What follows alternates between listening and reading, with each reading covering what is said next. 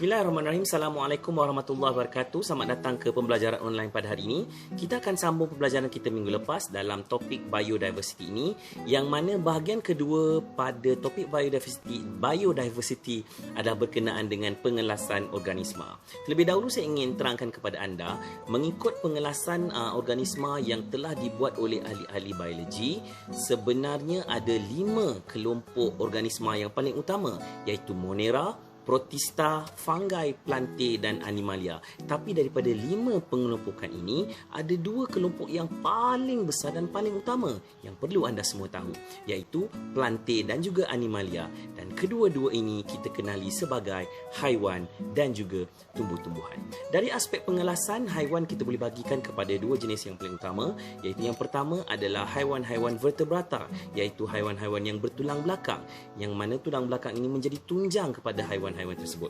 Dan jenis yang kedua adalah haiwan-haiwan invertebrata ataupun haiwan-haiwan yang tidak bertulang belakang, yang mana biasanya haiwan-haiwan invertebrata ni lembut, bercangkerang dan sebagainya. Tumbuh-tumbuhan pula kita boleh bagikan kepada 2 jenis yang paling utama, iaitu tumbuh-tumbuhan berbunga, yang mana tumbuhan tersebut menghasilkan bunga, akhirnya bunga menjadi buah dan menjadi biji benih dan akhirnya menjadi pokok baru. Dan jenis yang kedua adalah tumbuh-tumbuhan yang tidak berbunga. Jadi kita akan lihat dengan lebih terperinci bagaimanakah organisma-organisma ini dikelaskan. Okey, kita lihat kepada pengelasan haiwan. Okey, haiwan secara umumnya kita boleh bagikan kepada 2 jenis. Kita lihat jenis yang pertama, iaitu haiwan-haiwan vertebrata ataupun haiwan-haiwan yang bertulang belakang. Haiwan-haiwan vertebrata ini adalah haiwan-haiwan yang punya tulang belakang yang menjadi tunjang kepada haiwan tersebut. Dan haiwan vertebrata kita boleh bagikan kepada 5 jenis yang paling utama, iaitu ikan, amfibia, reptilia, burung dan juga mamalia, yang mana setiap daripada kumpulan ini punya ciri-cirinya yang unik. Kita pergi kepada yang pertama, iaitu ikan. Ikan, antara ciri-cirinya yang unik ialah poikiloterma. Poikiloterma ini bermaksud haiwan ini kita kenali dia sebagai haiwan berdarah sejuk, ataupun sebenarnya haiwan-haiwan ini boleh mengubah suhu badannya mengikut persekitaran. Yang kedua, ikan punya sisik yang berlendir. Kita dapat lihat kalau ikan-ikan yang belum siang tu kan, kalau kita buang dia punya sisik, ada sisik dan juga berlendir.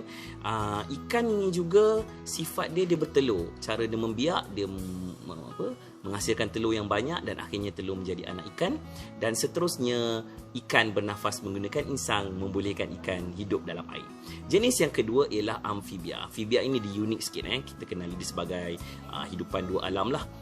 Dan sudah tentu amfibia paling popular yang selalu kita kenal ialah katak. Okey, apakah ciri-ciri amfibia? Yang pertama, amfibia adalah haiwan poikiloterma ataupun berdarah sejuk juga, mempunyai suhu badan yang disesuaikan dengan persekitaran.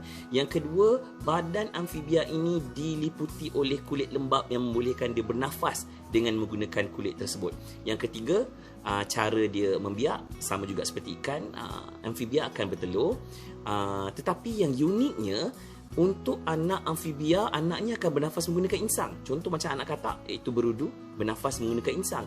Tetapi apabila amfibia ini menjadi dewasa, maka dia akan bernafas menggunakan sama ada paru-paru ataupun kulitnya yang lembap tadi. Contoh amfibia yang paling popular adalah katak. Selain katak, ada salamander dan sebagainya. Jenis yang ketiga ialah reptilia. Reptilia ni dia nampak ganas sikit bunyi dia. Okey. Apakah ciri-ciri reptilia? Sama juga haiwan poikiloterma, haiwan berdarah sejuk yang menyesuaikan suhu badannya mengikut persekitaran. Yang kedua, haiwan-haiwan reptilia ini diliputi oleh kulit bersisik, tetapi sisiknya adalah kering. Berbeza dengan ikan tadi, ikan sisik dia berlendir, tetapi untuk reptilia ini sisik dia kering dan juga keras. Reptilia sama juga seperti amfibia, sama juga seperti ikan, dia akan menghasilkan telur untuk membiak dan menghasilkan anak, dan biasanya reptilia ini bernafas menggunakan paru-paru. Jenis yang keempat iaitu burung. Okay, burung ni semua orang tahu, daripada nama pun dah terbayang dah, burung ayam, itik, burung merpati dan sebagainya. Burung adalah haiwan Homo eutherma, lebih dikenali sebagai haiwan berdarah panas. Apa maksud berdarah panas ni? Maksudnya haiwan-haiwan Homo eutherma ini dia mengekalkan suhu badannya mengikut suhu tertentu. So itulah maksud Homo eutherma ataupun berdarah panas. Badan burung diliputi oleh bulu pelepah. Bulu pelepah ni ada dua kegunaan paling utama. Satu, untuk mengekalkan suhu badan. Yang kedua, untuk membantunya terbang dengan mengekalkan suhu badan, membolehkan aerodinamik dan sebagainya.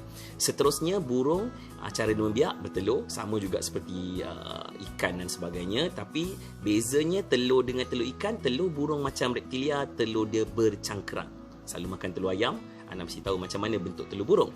Dan burung kebanyakannya bernafas dengan menggunakan paru-paru. Bukan kebanyakannya, memang burung bernafas menggunakan paru-paru. Kita beralih pada kumpulan yang paling dekat dengan kita, kerana kita pun boleh diklasifikasikan sebagai kumpulan ini, iaitu kumpulan mamalia. Okay. Kumpulan mamalia, haiwan-haiwan mamalia adalah haiwan homo eutherma, berdarah panas, mengekalkan suhu badan. Contoh kalau manusia, suhu badan kita lebih kurang 37 darjah Celsius. So kita kena kekal pada suhu tersebut. Yang kedua, haiwan mamalia biasanya diliputi oleh bulu dan juga rambut. Okay, kita tengok kucing, anjing, harimau dan sebagainya, semuanya ada bulu pada permukaan kulit mereka. Yang seterusnya, ciri haiwan mamalia ialah haiwan mamalia sangat unik kerana dia melahirkan dan juga menyusukan anak. Kerana melahir dan menyusukan anak, inilah datangnya kategori mamalia untuk kategori haiwan ini. Dan seterusnya, haiwan mamalia kebanyakannya bernafas melalui paru-paru. So, daripada 5 kumpulan ini, kelima-limanya adalah haiwan vertebrata, iaitu haiwan bertulang belakang, iaitu ikan, amfibia, reptilia, burung dan mamalia.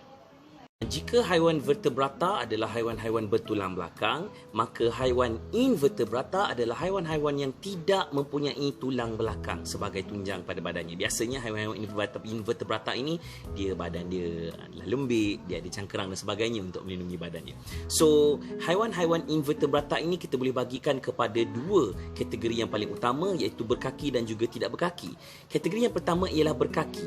Yang berkaki ini ada 2 kelompok yang paling utama. Yang pertama, 3 pasang kaki. Ini kategori yang paling anda semua tahu, iaitu serangga. Biasanya serangga mempunyai 3 pasang kaki ataupun total kakinya 6 lah. Contohnya semut, belalang dan sebagainya.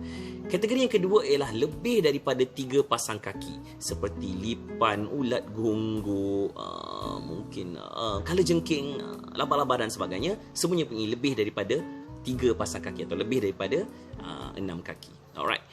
Haiwan invertebrata selain daripada berkaki, juga kita boleh kelompokkan kepada kategori yang kedua, iaitu haiwan invertebrata tanpa kaki. Yang mana haiwan invertebrata tanpa kaki ini kita boleh bagikan kepada 2 jenis, iaitu yang pertama adalah haiwan-haiwan yang mempunyai badannya bersegmen. Segmen ni maksudnya dia punya badan ada macam bahagian-bahagian atau segmen-segmen dia punya garis-garis dia lah. Contohnya adalah cacing tanah. Nampak, dapat dilihat dalam gambar ini, dia punya bentuk-bentuk segmen-segmen dia lah.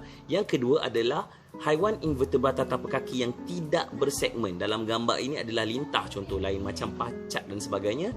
Dia badan dia macam licin dan begitu je. Siput pun sama juga. Siput adalah invertebrata tanpa kaki yang tidak bersegmen. So, ini adalah dia haiwan invertebrata. Kita beralih kepada pengelasan organisma yang berikutnya, iaitu tumbuh-tumbuhan. So, yang tadi saya terangkan, tumbuh-tumbuhan kita boleh bagikan kepada 2 jenis yang paling utama, iaitu tumbuh-tumbuhan yang tak berbunga dan tumbuh-tumbuhan yang berbunga. Tumbuhan tidak berbunga kita boleh bagikan kepada 3 kumpulan yang paling utama, iaitu lumut, paku pakis dan juga conifer. Manakala tumbuhan tak berbunga kita boleh bagikan kepada 2 jenis yang paling utama, iaitu tumbuh-tumbuhan monocotyledon dan juga tumbuhan dicotyledon. Okey, kita pergi kepada tumbuhan tidak berbunga terlebih dahulu, iaitu lumut. Okey, lumut adalah tumbuhan tak berbunga yang mempunyai daun dan mempunyai batang yang kecil. Saya percaya semua orang pernah tengok lumut. Lumut ni dia suka duduk kat kawasan yang lembap, kawasan yang gelap, kawasan batu kadang-kadang, kawasan yang berkayu dan sebagainya. Mempunyai batang yang kecil, dan sebenarnya lumut ini tiada akar dan dia membiak melalui spora. Spora ni dia macam serbuk-serbuk benih lah yang disebarkan melalui angin dan sebagainya. Kelompok yang kedua ialah paku pakis. Paku pakis ini dia ada daun, dia ada batang dan dia ada akar. Semua orang saya pasti juga pernah tengok pokok paku pakis ini, dan dia juga membiak melalui spora sama seperti lumut tadi. Manakala conifer adalah pokok Christmas lah, selalu orang sebut pokok Christmas tu pokok conifer lah. Pokok conifer ni punya daun yang membentuk jarum, dia tidak bunga tau, mempunyai daun berbentuk jarum dan biji benih dia ada dalam kon. Kon ni bukanlah kon ni macam kon aiskrim tu, tapi bentuk buah dia macam kon lah, okey. Dan ini adalah contoh pokok tumbuhan tidak berbunga, okey. Okey, dan pengelompokan kedua untuk tumbuh-tumbuhan, kalau tadi kita dah lihat pengelompokan atau pengelasan tumbuhan tak berbunga, iaitu lumut, paku pakis dan juga conifer. Pengelasan yang kedua adalah tumbuh-tumbuhan berbunga, dan tumbuhan berbunga kita berbagikan kepada dua kelompok, iaitu monocotyledon dan dicotyledon. Okey, kalau tengok daripada istilah ini, yang sama adalah cotyledon, okey. Dan yang membezakan kedua-duanya adalah satu adalah monocotyledon, satu lagi adalah di. Mono bermaksud satu, di bermaksud dua. So, tumbuh-tumbuhan monocotyledon bermaksud tumbuhan tersebut mempunyai satu sahaja cotyledon. Manakala tumbuhan berbunga mempunyai dua cotyledon. Apa itu cotyledon? Cotyledon ni adalah simpanan makanan pada biji benih. Contoh pokok monocotyledon ni macam pokok jagung. Kalau anda lihat biji jagung tu kan, dia ada satu bahagian je. Manakala kalau pokok dicotyledon ni macam kacang, kalau anda tengok kacang tu dia ada dua bahagian simpanan makanan. Itulah yang dimaksudkan dengan satu cotyledon dan juga dua cotyledon. Okey. Ciri-ciri lain bagi tumbuhan berbunga untuk monocot dan dicot. Saya sebut monocot dan dicot lah. Monocotyledon ini ialah monocotyledon, tumbuh-tumbuhan dia berakar serabut. Akar serabut ni dia macam akar yang kecil-kecil masuk dalam tanah. Manakala pokok dicotyledon ni berakar tunjang. Anda boleh tengok pokok rambutan, pokok durian, pokok mangga, semuanya akar dia memang kuat masuk dalam tanah. So that is akar tunjang. Seterusnya, tumbuh-tumbuhan monocotyledon, daun dia berurat selari. Maksud daun berurat selari ni, kalau tengok dia punya daun dia macam satu line demi satu line. Manakala yang daun untuk tumbuhan dicotyledon, daun dia berurat jejala. Dia macam ada a network of vein. Dia macam satu network pada daun dia. Okay? Seterusnya, tumbuh-tumbuhan monocotyledon adalah tumbuhan yang berbatang lembut. Kita boleh tahu, tengok macam pokok jagung, batang dia tidak berkayu. Tetapi pokok dicotyledon memang pokok-pokoknya mempunyai batang yang kuat dan keras dan berkayu lah. Okay, contoh pokok monocotyledon ialah pokok padi, pokok jagung dan sebagainya, yang dia ada ciri-ciri yang telah saya sebutkan. Manakala pokok dicotyledon adalah contohnya pokok tomato, pokok durian, pokok rambutan dan sebagainya. So itulah dia tumbuhan tidak berbunga yang terbagi kepada dua jenis, iaitu monocotyledon dan dicotyledon. Okey, baiklah. Rumusan daripada pembelajaran kita pada hari ini, kita dapat kelaskan organisma ini kepada dua kelompok yang paling utama, iaitu yang pertama adalah haiwan dan yang kedua adalah tumbuh-tumbuhan. Okey, haiwan kita boleh bagikan kepada dua kelompok, tumbuhan juga kita boleh bagikan kepada dua kelompok, haiwan invertebrata dan juga vertebrata. Manakala tumbuhan adalah tumbuhan berbunga dan tumbuhan tidak berbunga. Daripada pengelompokan ini, datanglah kelompok-kelompok yang lain yang telah saya huraikan dalam video pembelajaran kita pada hari ini. Saya ucapkan terima kasih kerana memberikan tumpuan dan perhatian.